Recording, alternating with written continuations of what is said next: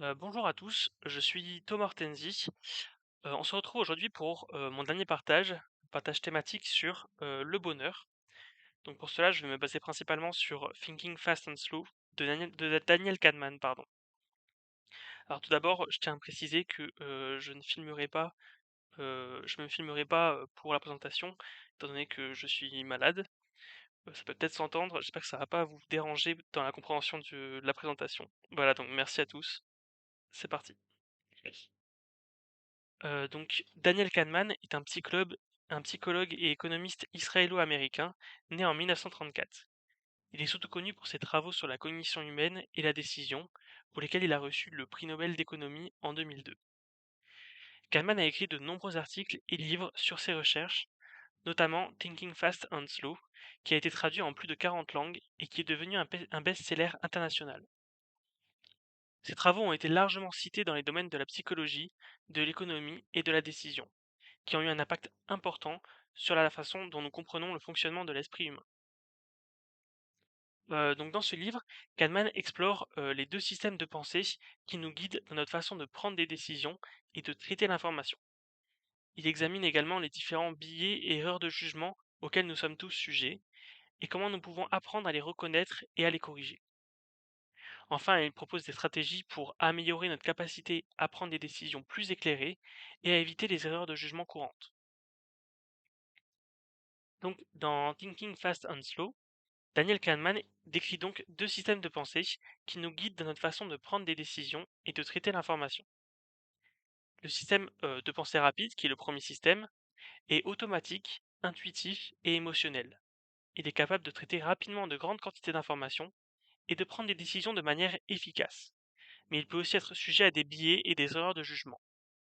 Voici quelques exemples donc qui utilisent ce système. Donc, par exemple, quand vous croisez quelqu'un dans la rue, donc, par exemple un ami, vous le saluez, c'est un mouvement automatique, on le fait sans réfléchir. Une autre situation, c'est quand on se retrouve dans une situation stressante, comme par exemple un accident, et qu'on réagit au quart de tour, c'est, toujours sans réfléchir.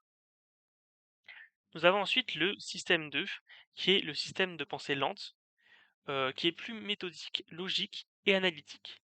Il est utilisé lorsque nous réfléchissons de manière plus approfondie et que nous avons besoin de plus de temps et d'efforts pour traiter l'information. Donc, il y a plusieurs exemples. Par exemple, quand on résout un casse-tête ou un sudoku, qui nécessite plus de logique et d'analyse.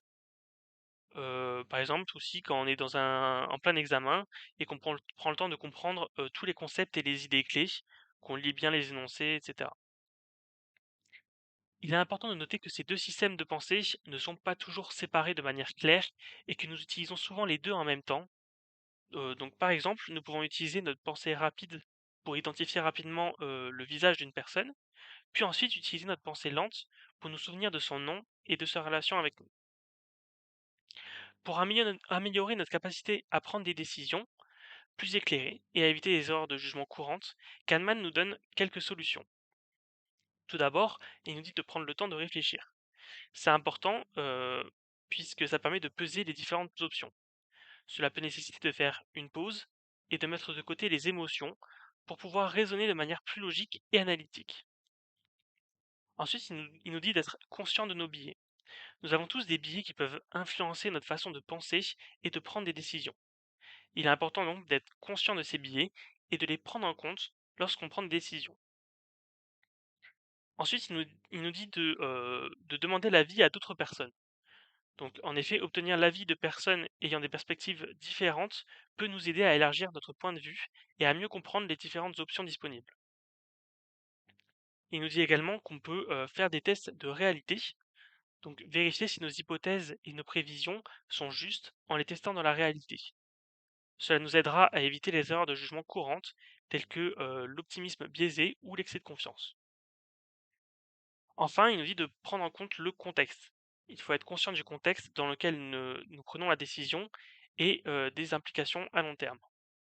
Cela peut nous aider à éviter les erreurs de jugement courantes, comme par exemple l'influence de la première information sur notre jugement ou l'influence de l'historique sur notre jugement. Dans son livre, Daniel Kahneman explique comment nos émotions et nos biais peuvent influencer nos décisions et comment cela peut parfois nous éloigner de ce qui nous rend vraiment heureux. En prenant conscience de ces biais et en apprenant à les gérer, nous pourrons prendre des décisions plus éclairées et nous rapprocher de ce qui nous rend vraiment heureux. Par exemple, en prenant le temps de réfléchir, désolé. Par exemple, du coup, si on prend le temps de réfléchir de manière approfondie aux différentes options disponibles et en prenant en compte le contexte, nous pourrons faire des choix qui nous aideront à atteindre nos objectifs et à vivre une vie plus épanouissante. Voilà, donc je vous remercie d'avoir suivi cette présentation et je vous souhaite de bonnes fêtes de fin d'année. Au revoir.